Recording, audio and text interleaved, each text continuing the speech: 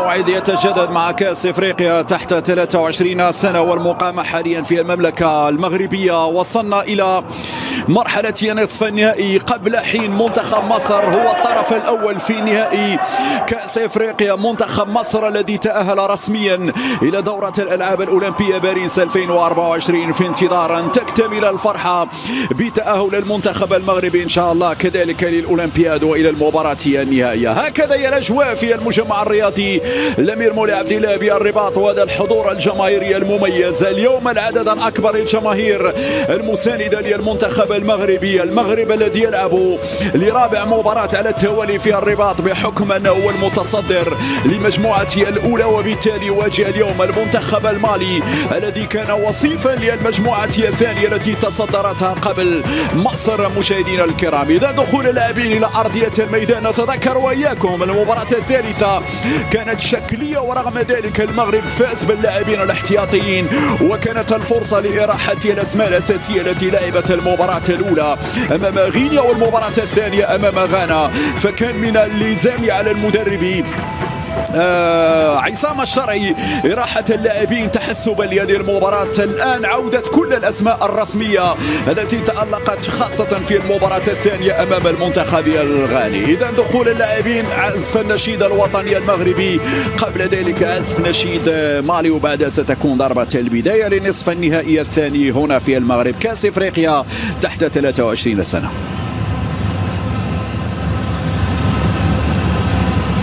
سيداتي السادة، السيباري ومع كذلك اللاعب الزلزولي. السيباري انطلاقة، السيباري الكرة تخرج بعد ذلك مباشرة إلى أول نادي رياض، وصلت إلى الزلزولي وفي تدخل الحكم يقول رمية جانبية للمنتخب. يصير لبلال الخنوس، العرضية الراسية، ممتاز هذه العملية الهجومية من الجهة اليسرى، لكن البيات تساوي مع إيمانويل يبوا لاعب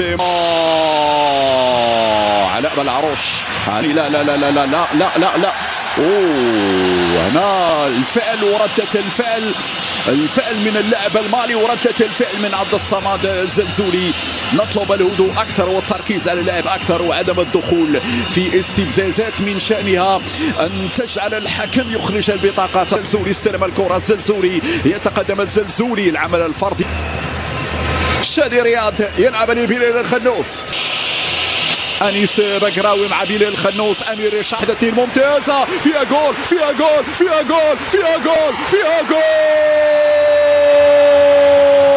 1-0.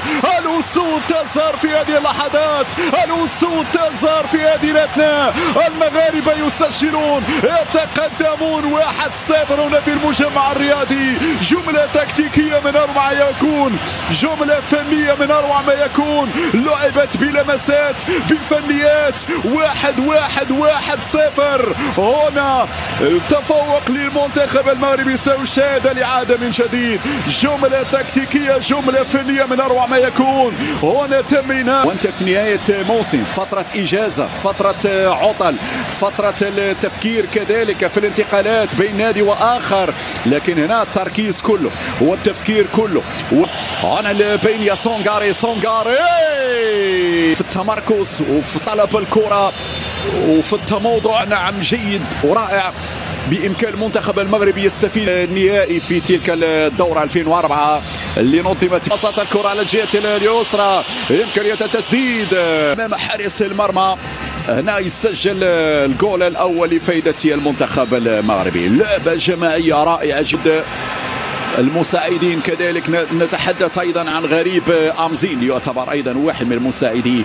وأقول لكم من الآن باطري أمير ريتشاردسون الوحيدي استلم الكرة الوحيدي العرضية بالشكل المطلوب، لكن في نهاية المطاف دياكيتي ومادي مكامير. بلال الخنوس، بلال في سقوط أحد اللاعبين، وسقوط ثاني هذه المرة لبلال الخنوس، وبالتالي الحكم الجابوني سيشهر البطاقة الصفراء في يدينتنا. لا نريد بطاقات صفراء يا شباب، لا نريد بطاقات صفراء. لحسن الحظ هذه البطاقة كانت للاعب المالي أيوب مجددا. بلال الخنوس خنوس لعب ساكو يمرر لديوموندي لكن يرجع بوكامير ويرجع كذلك شادي أسامة. ستترشح للنهائيات مع التقسيم قبل مالي سونغاري بعيدة الجزاء والتغطية الدفاعية التقدم هنا التغطية. الزلزولي بسرعة الآن يحاول يخطف هذه الكرة الحكاية العمراوي ديوموندي طلع. يعجبني بلال خنوس اليوم لما يتقدم اكثر مع اسامه العزوزي. زلز بقراوي يانيس بعيده تماما. زلزولي يتقدم الزلزولي العرضيه. هذا افضل انك تلعب البار. يانيس بقراوي انطلق يانيس كذلك والتمركز الجيد ضروري. في خطأ ارتكبه أمير ريتشاردسون يتلقى البطاقة الصفراء. ومعروف المنتخب يقف خلف كل الضربات الحرة المباشرة على أبا العروش. ترقب على هذه صعبة يا علاء عالية جدا إلى ضربة مرمى. سونغاري سدد مرة أخرى لكن عالية لحسن الحظ أن سونغاري لا يركز لا زالت خطيرة. بلال الخنوس يعود. برافو بلال في التغطية. وصلت لي السيباري مر لكن واضح تأثر السيباري بالإصابة. شفنا هنا لما حاول ينطلق بسرعة السيباري واضح تأثير سيسي وحتى ساكو. نعم ساكو وسيسي هما صاحب أطول قامات في تشكيلة المنتخب المالي. سونغاري يلعب ديال الكرة العرضية الراسية. يا ستار استر على كرة صعبة من اللاعب سيسي. أنا قلت بلا الخنوس سددها وجول. الزلزولي كانت عنده فرصة ذهبية من أجل تسجيل. هذه صعبة